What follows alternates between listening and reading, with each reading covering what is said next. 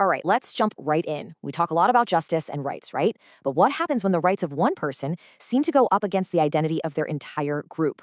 That's the really complicated, high-stakes question we're getting into today. Okay, just let that sink in for a second. On a map, our world looks pretty neat, about 184 countries. But the human reality? It's this incredibly complex mix of over 5,000 different ethnic groups. And that one fact, which political philosopher Will Kimlicka points out, is really at the heart of some of the biggest challenges we face in democracies today. So that brings us to the fundamental question, doesn't it? With all this amazing diversity, how in the world do you build a system that's truly fair for every single person, no matter where they come from? It sounds simple, but the answer is anything but. For a long time, especially after World War II, it felt like the world had found a really powerful, kind of elegant solution. The idea was, hey, if you just protect the basic rights of every single individual, freedom of speech, freedom of religion, then the groups they belong to will be protected automatically.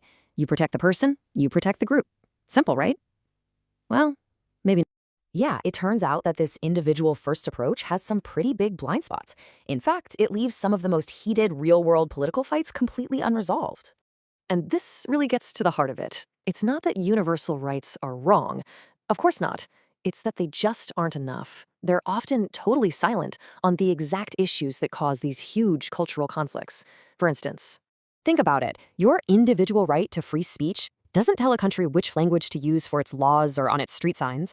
And for a minority group, seeing your language disappear from public life, that can feel like your whole culture is being erased. Or what about schools? Your right to an education doesn't say whose history gets taught. Should kids only learn the story of the majority, or should the curriculum reflect all the different peoples that make up that country? Individual rights just can't settle that debate. And this stuff has huge political consequences. I mean, the way you draw lines on a map can decide whether a minority group has a political voice or if they're just always going to be outvoted. The right to vote is crucial, but it doesn't tell us how to create fair political boundaries. Okay, so if the old framework isn't cutting it, what do we do?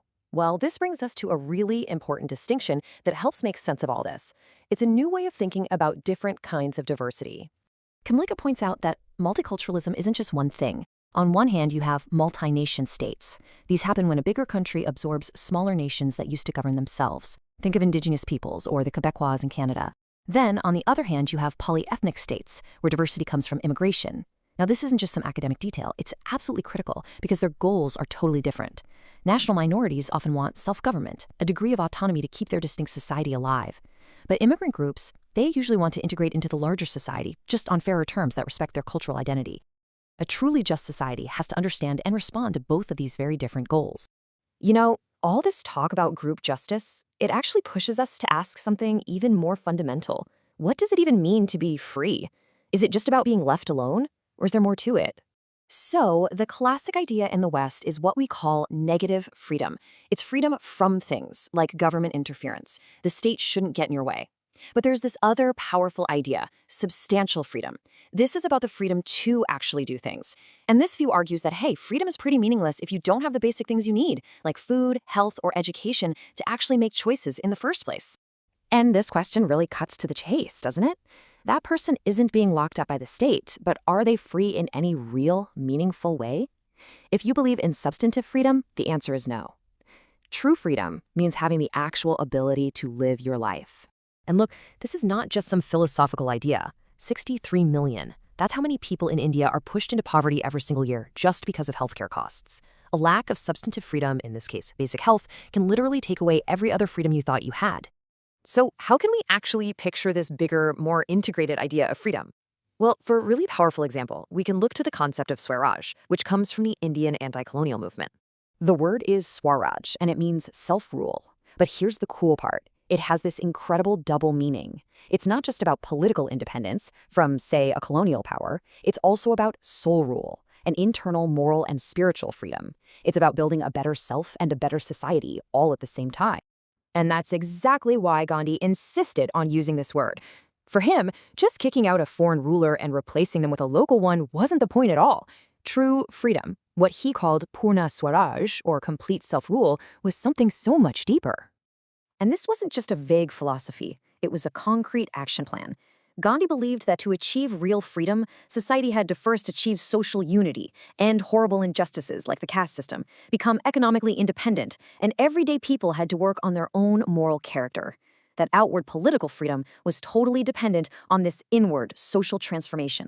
So after all that, where do we land? We've seen that the simple answers often fall short, and that freedom is a lot more complicated than we might think.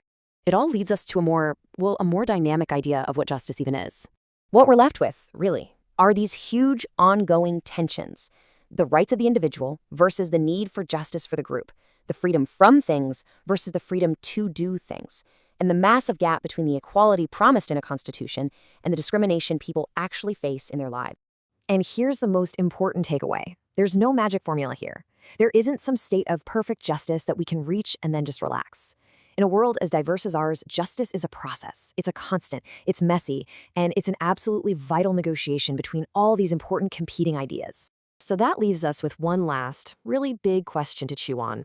Are individual rights and group justice two separate things? Or are they tangled up together? Can a person ever be truly free if the group they belong to is ignored, disrespected, or oppressed?